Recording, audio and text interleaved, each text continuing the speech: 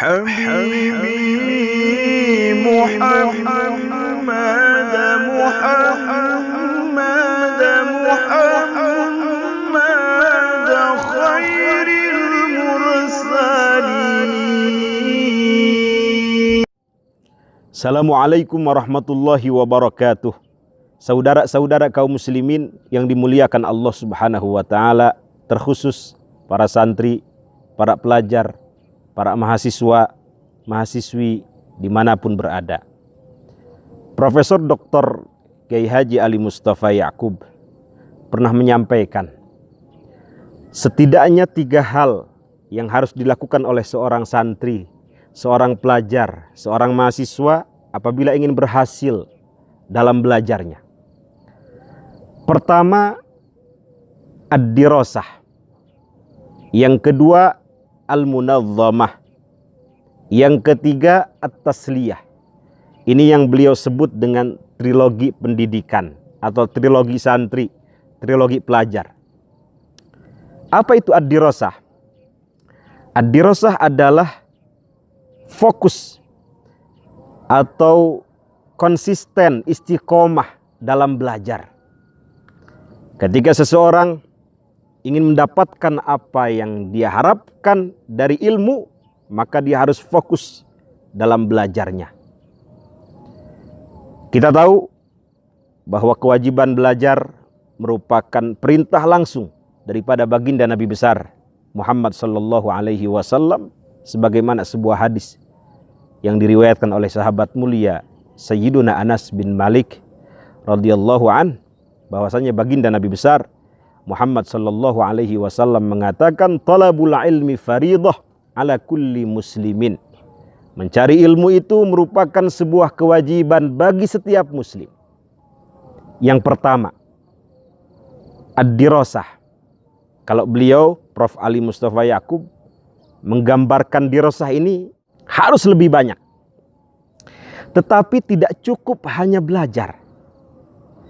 Ilmu perlu dikembangkan, ilmu perlu disebarkan, ilmu perlu disiarkan. Selain juga diamalkan oleh pelakunya. Nah, cara menyebarkannya ini yang kedua dengan al-munazzamah. Seorang santri harus paham bagaimana cara berinteraksi, berorganisasi. Salah satu manfaat organisasi adalah untuk menyebarkan ilmu ini. Di dalamnya ada komunitas, ada jamaah. Ketika seseorang hanya fokus belajar, boleh jadi dia hanya manfaat untuk dirinya sendiri. Tetapi dengan dia memahami al-munazzamah, organisasi, ilmu yang dimiliki akan tersebar dengan sangat luas. Manfaatnya akan banyak. Kita kenal ada seorang ulama yang bernama Al-Imam Ibnu Shalah Asy-Syahruzuri, seorang pakar hadis, ulama hadis. Beliau punya karya yang terkenal, Al-Muqaddimah, atau dikenal dengan Muqaddimah Ibnu Shalah, atau dikenal juga kitab ini dengan Ma'rifat Anwa' Ulumil Hadis. Karena itu beliau digelari dengan Sahibu Ulumil Hadis. Buku Al-Muqaddimah atau kitab Al-Muqaddimah Ibnu Shalah ini disyarah oleh banyak ulama, diringkas oleh banyak ulama, dinazamkan oleh banyak ulama. Ada salah satu kitab yang kami pelajari, yaitu At-Takrib wa Taisir karya Al-Imam An-Nawawi, merupakan ringkasan daripada kitab Ibnu Shalah ini. Awalnya At-Takrib ini merupakan ringkasan dari kitab sebelumnya, yaitu Al-Irsyad, karya beliau juga, karya Al-Imam An-Nawawi Ad-Dimashqi. Tetapi karena terlalu luas, kemudian beliau ringkas kembali menjadi At-Takrib wa Taisir. Disyarah lagi, diuraikan kembali, dijelaskan kembali oleh Al-Imam Jalaluddin As-Suyuti yang meninggal tahun 911 Hijriah, menjadi kitab Tadribur Rawi. Banyak yang meringkas kitab ini. Ikhtisar misalnya Ulumil Hadis karya Al-Imam Ibnu Katsir Ad-Dimashqi, atau dinazamkan oleh para ulama misalnya Alfiyah al-hadis, dan lain sebagainya. Mengapa kitab ini, kitab Muqaddimah Ibnu Salah ini begitu cepat menyebar seantero dunia ini? Karena Imam Ibnu Salah memiliki jamaah, memiliki komunitas, atau kalau diistilahkan oleh kita sekarang, ada organisasi di sana. Oleh murid-murid beliau disebarkan. Karena itu kitab ini menjadi kitab monumental pada masanya. Semua istilah-istilah dalam ilmu hadis dijelaskan dalam kitab tersebut. Ini pentingnya komunitas, pentingnya jamaah. Guru kami, Profesor Ali Mustafa Yakub, ketika menulis disertasi tentang standarisasi halal dan haram, komunitas daripada alumni Timur Tengah mengcover disertasi tersebut untuk dibagikan gratis kepada orang-orang yang membutuhkan. Bahkan kitab beliau ini sudah menyebar seluruh dunia. Ini pentingnya komunitas. Jadi tidak sekedar dirosah, tetapi harus ada munadzamah.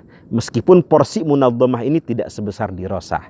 Jadi kalau kita porsikan dirosah 80%, munadzamah ya 10% saja. Jangan dibalik.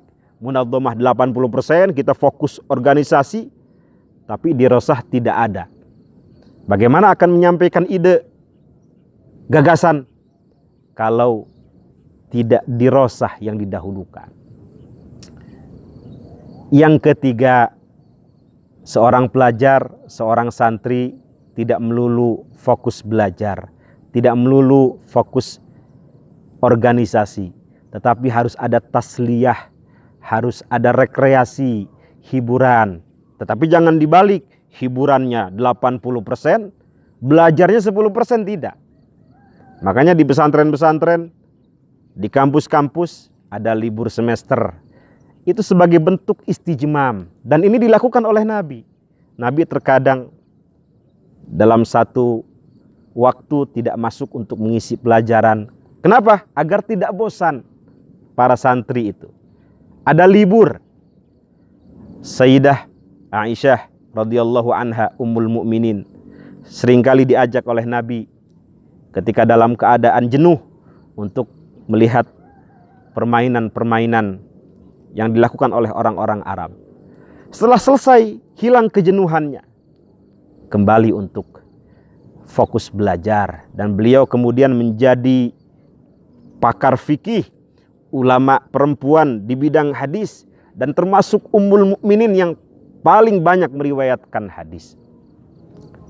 Ini yang beliau sebut dengan trilogi pendidikan.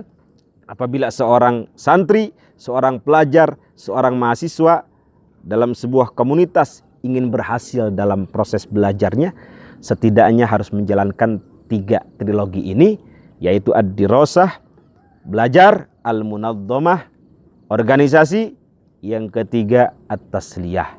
Mudah-mudahan ada manfaatnya. Kurang lebihnya mohon maaf. Assalamualaikum warahmatullahi wabarakatuh. حبيبي محمد